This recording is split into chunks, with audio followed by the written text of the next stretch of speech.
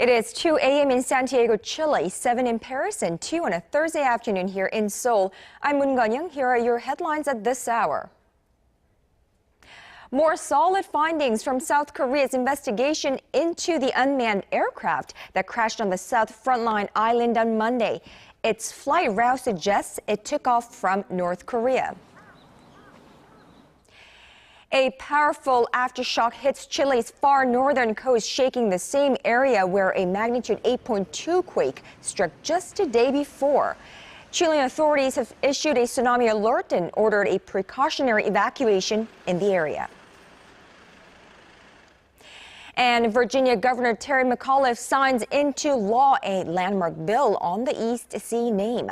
With that, all new school textbooks in the U.S. state will identify the body of water between Korea and Japan as the East Sea, as well as the Sea of Japan, starting July 1st.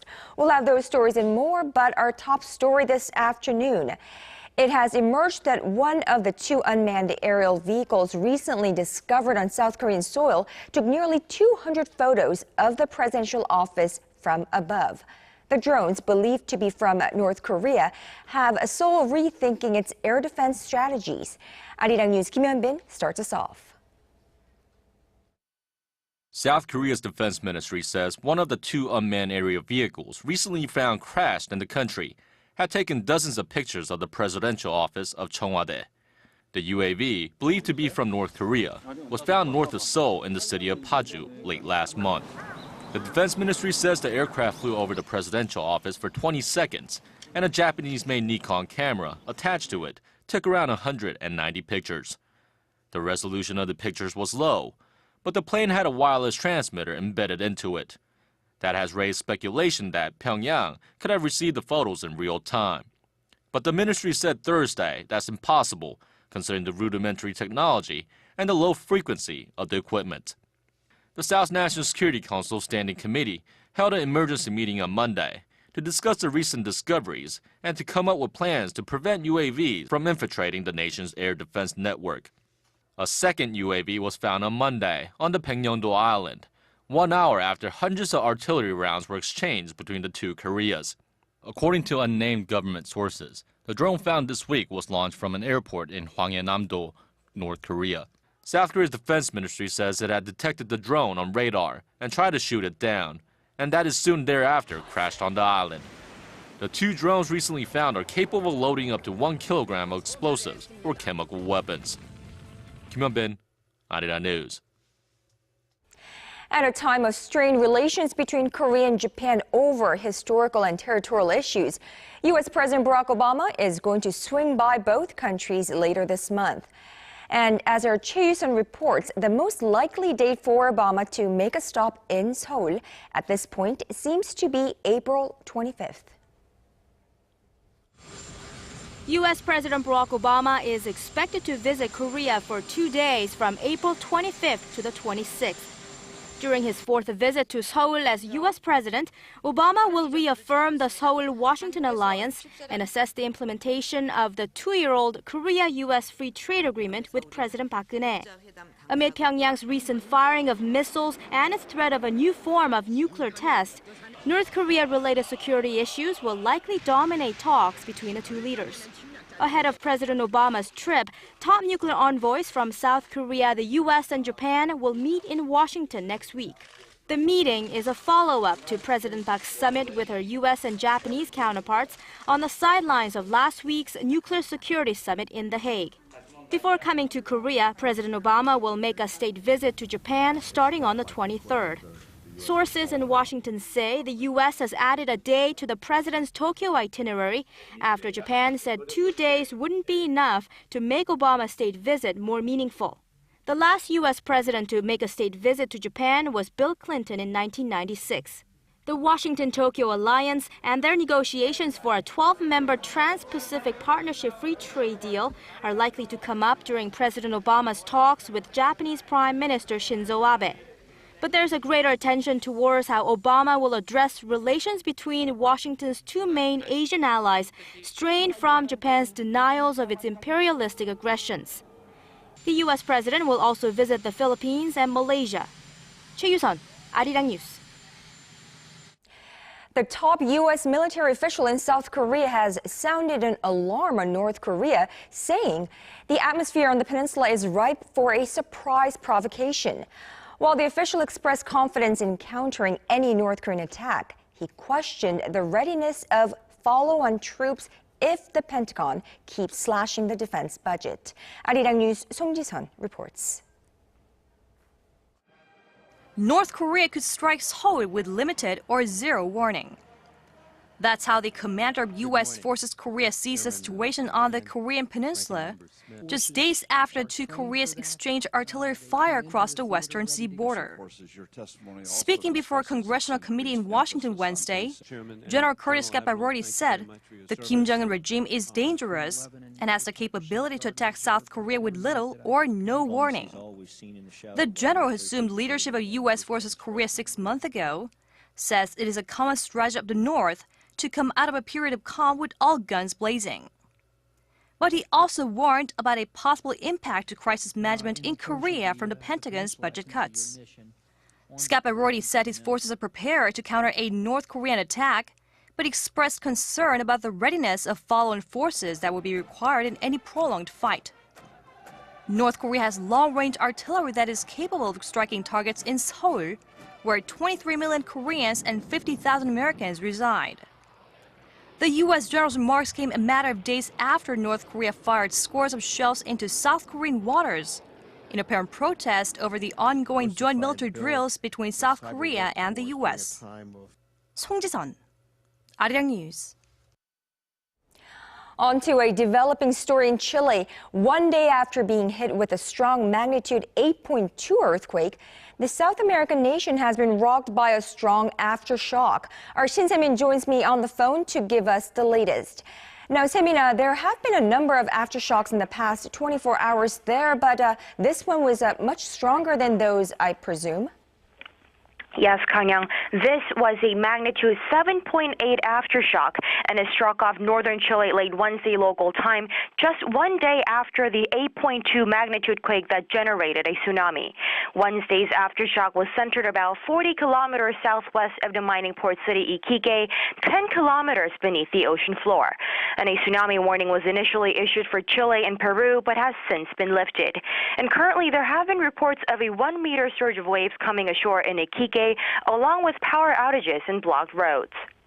Right, and we have been hearing that there is a precautionary evacuation warning issued in the area as well, which means the people there would have to spend another night outside. Now, how are the Chilean people there coping with 2 earthquakes in a row? Considering the strength of these 2 quakes and all the other aftershocks to hit the nation, they've been coping remarkably well. And experts are giving credit to the Chilean government and its people for being well prepared for such incidents. The nation has strict building codes with earthquakes in mind and evacuated people from danger zones quickly. The death toll from yesterday's main quake stands at just 6, and damage has been reported to tens of thousands of homes. And as far as total damage, it is still too early to determine how high it might go, but early estimates are at around $30 billion. Conn-young? All right, we will have that story on the development as soon as we get those updates. And that was our Shin Se-min reporting on the strong 7.8 magnitude aftershock in Chile.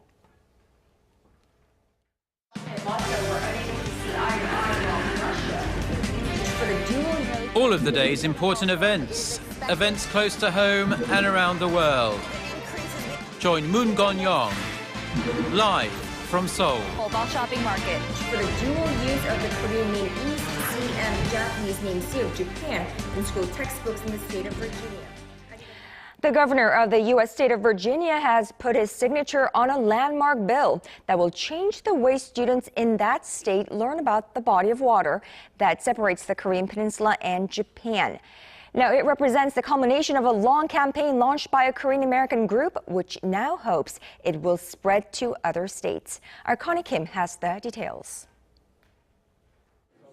From here on out, when students in the U.S. state of Virginia learn about the body of water that separates Korea and Japan, they'll learn to call it by 2 names, the EC and Sea of Japan. The Voice of Korean Americans says Virginia Governor Terry McAuliffe has signed into law a landmark bill on the East Sea name. McAuliffe's approval was long anticipated as he was believed to be against the bill, at least initially. The law that takes effect on July 1st requires all textbooks in the state Virginia to identify the body of water by its Korean name, the East Sea, and its Japanese name, the Sea of Japan. The Japanese government had put in massive lobbying efforts to block the East Sea bill from getting approval. The campaign started with the Voice of Korean Americans. It says the name Sea of Japan is a cruel reminder of Japan's imperialist past, as the name was registered when the Korean peninsula was under Japanese colonial rule. Virginia is the first U.S. state to pass such a bill, and it'll likely have implications on other states in the U.S. 7 states currently use the same textbook as Virginia. Connie Kim, ARIRANG News. Now shifting to Korea, in Korea's National Assembly, Korea's candidate nomination system for local elections is under the microscope on the first day of a 4-day cross-questioning session of lawmakers at the National Assembly. Now lawmakers from the 2 main rival parties are debating whether to scrap a system in which political parties nominate candidates for local elections. Abolishing the system was a key campaign pledge of both the ruling and opposition candidates in the run-up to the 2012 presidential election, as there have been several money for nomination scandals. Now, the NIS, or the National Intelligence Service, is expected to come under fire as a spy agency has been accused of forging evidence against former Seoul city official who was suspected of spying for North Korea. Meanwhile, Korea's finance minister has one eye firmly fixed on the economic slowdown in China. He is pointing to the spread of credit risks in China's financial market and is telling policymakers to make sure that any aftershocks do not damage the Korean economy. ARIRANG News economics correspondent Hwang Ji-hye has this report. During a meeting with fellow policymakers on Thursday, Korean Finance Minister Hyun Oh-seok expressed concerns of possible risks stemming from the slowing Chinese economy.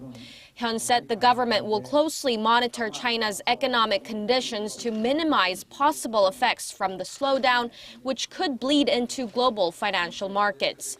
The nation's top economic policymaker also emphasized that Korea's main export items to China should shift from parts to consumer goods, citing the Chinese government's drive to boost domestic demand. In a separate issue discussed at the meeting, the Korean government laid out plans to become the world's 5th power nation in terms of overseas construction by 2017. Korea currently ranks 6th in the field, and construction contracts secured by Korean companies are expected to top $70 billion this year. Turning the nation's overseas construction into a higher value-added business is one of the key tasks in the government's 3-year economic innovation plan.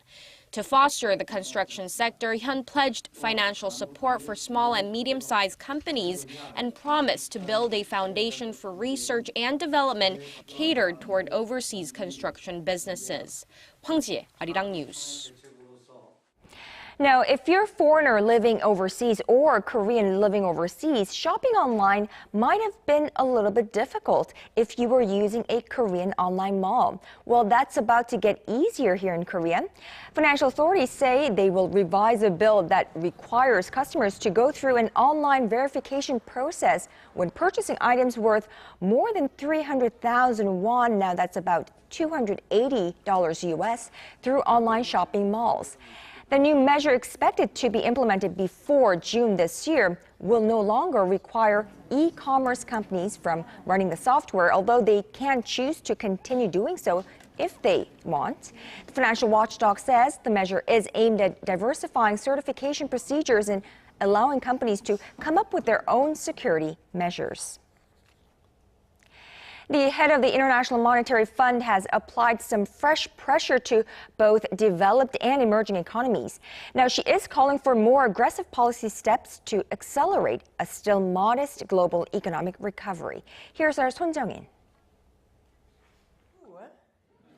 IMF Managing Director Christine Lagarde said the global economy is putting some distance between it and the Great Recession, but also says the overall growth remains too slow and too weak and faces multiple threats.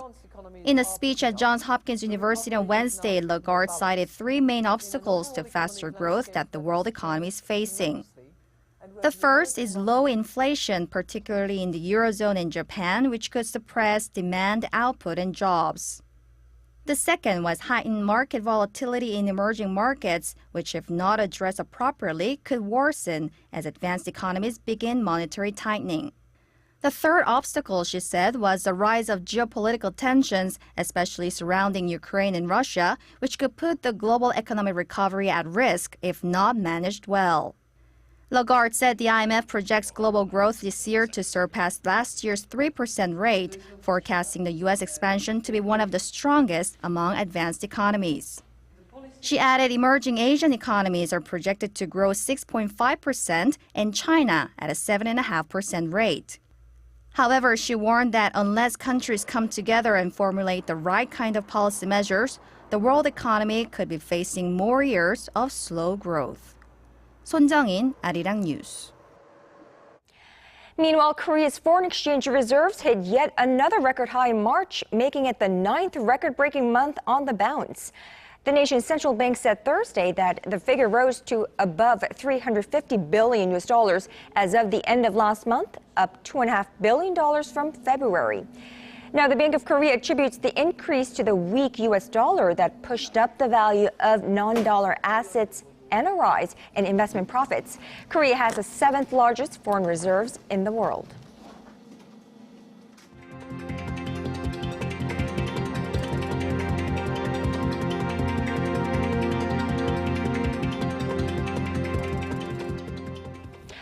Another shooting rampage in the United States. A soldier who was being evaluated for post-traumatic stress disorder opened fire at U.S. Army's Fort Hood base in Texas on Wednesday, killing 3 and wounding 16 others before killing himself.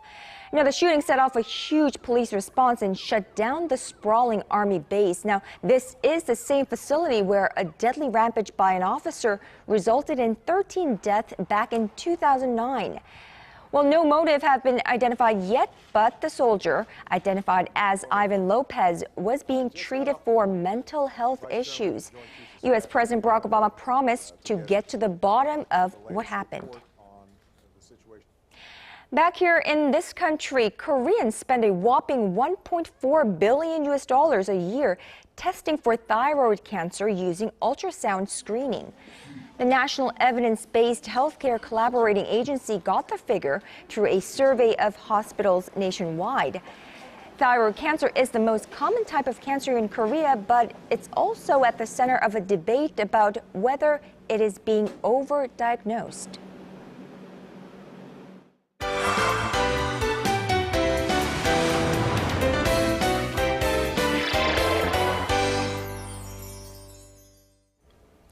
And yes, it's time for our daily arts and culture segment. And of course, for that, we are joined live in the studio by our Im Yoon-hee. So let's bring her in. Good afternoon to you, Yoon-hee. Good afternoon, Conn-young. You know, the weather is a little bit dark and gloomy and rainy, but I hear that you have an item for us that will just brighten up our day. Right, exactly. So it is a little bit gloomy out today, but who doesn't love a comedy to brighten up your day? So today I have two performances that are comedy performances. One's an opera and one's a play. So both are charming in their own way. So let's take a look. An Elixir for Love. This two-part comic opera about a magic love potion is one of the most performed of Donizetti's operas, and at one point, it was even the most performed opera in all of Italy. This Korean and Italian collaborated production, The Elixir of Love, will be on stage in Seoul for just 2 short days. Seoul Opera from Busan and Italy's Teatro dell'Opera di Roma have come together, bringing together a mixed cast of performers from both countries. And on a different stage, another comedic production involving some very interestingly attired characters takes place. But their approach is a little different from the opera. At first, the bizarre costumes might throw you off, but this gothic comedy is quick to please the audience. The Walworth Farce by Edna Walsh tells a story of one family's strange yet captivating behaviors as they relive their family memories. Honestly, the world is small, but some people are just in their own little world. Even though it's small, I feel like there are so many differences between people. I identified with these characters, so I created this performance. You know, Yoonhee, I don't know much about operas, but I know that the opera, The Elixir of Love, is most popularly known for its very popular aria. Exactly. So this aria is called Una furtiva lagrima, also known as a furtive tear. Yes, a mouthful. But you know, it's interesting. Operas are generally identified by their arias if they become really popular. But in this case, this opera was as popular as the aria, so both did very well. You know, I noticed that these performances aren't going to be around for too long. So, you know, if we want to catch them, we'll have to make our way there very soon. But I hear you have another album that's set to drop next month, and you're going to be telling us about some news about Michael Jackson. Exactly. So Jackson obviously is iconic in the music industry, and so there are some new news about him that have many people quite excited. So let's take a look. The King of Pop's legacy lives on. Nearly 5 years after Michael Jackson's death, 8 new songs have been discovered from the late singer's archive of recorded material. Titled Escape, the exact age of the material is unknown, but the anticipation for the new album is already spreading around the world. Some of today's most successful music producers have come together to contemporize the 8 unheard tracks. But most interestingly, people speculate that even this isn't the end of the music legend. This discovery may not be the last, and just when the next batch will be uncovered is yet to be known. Jackson's estate and record label plan on releasing Escape on May 13th, and they've kept the material under tight watch to prevent any unwanted leaks. Fans will just have to wait until next month to see just what the King of Pop has in store. You know, I still cannot believe Michael Jackson is no longer with us here. And, you know, you can pretty much go anywhere in the world and people will most likely know Michael Jackson. Right, exactly. It's very influential. So these tracks were found by L.A. Reid, and the production team is being led by some pretty big names. So Timbaland, along with Rodney Jerkins, and so some very big names in the process of this. But it's interesting, they're really tightening security with this release of this album because they really want to prevent any leaks, any early leaks. And nowadays that really, you know, quite common with leaks of music, and so they're really trying to protect that, and so people are just gonna have to wait till it's released this May. You know, I think for his fans as well, we don't want any leaks before. We want to get blown away by this album when it, you know, when it opens. So we'd like to wait and see that happening. All right, Yoonhee, thank you so much for today, and we'll talk to you next week. See you then.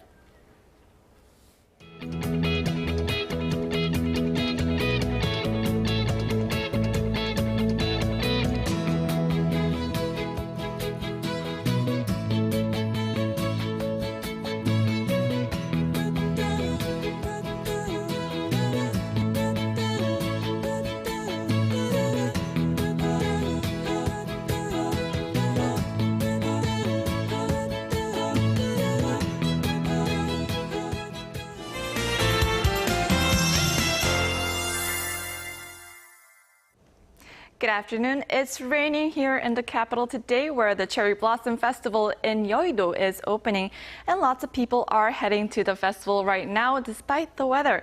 Now, the rain is expected to continue off and on throughout the day. Now, for more details, let's shift over to our satellite map.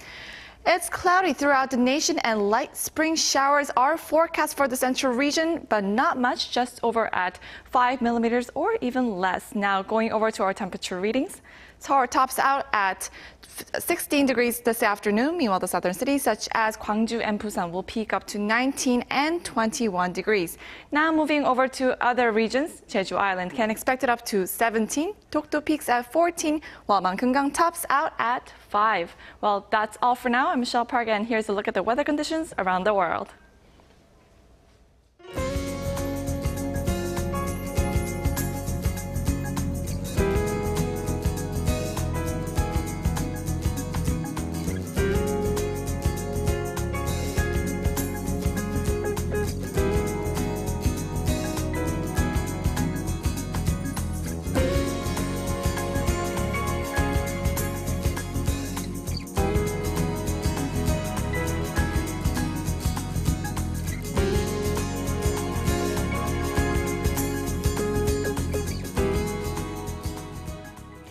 And those are what's making headlines at this hour. I'm Moon Conn-young in Seoul, and do join me again at 4 p.m. Korea time on Business Today.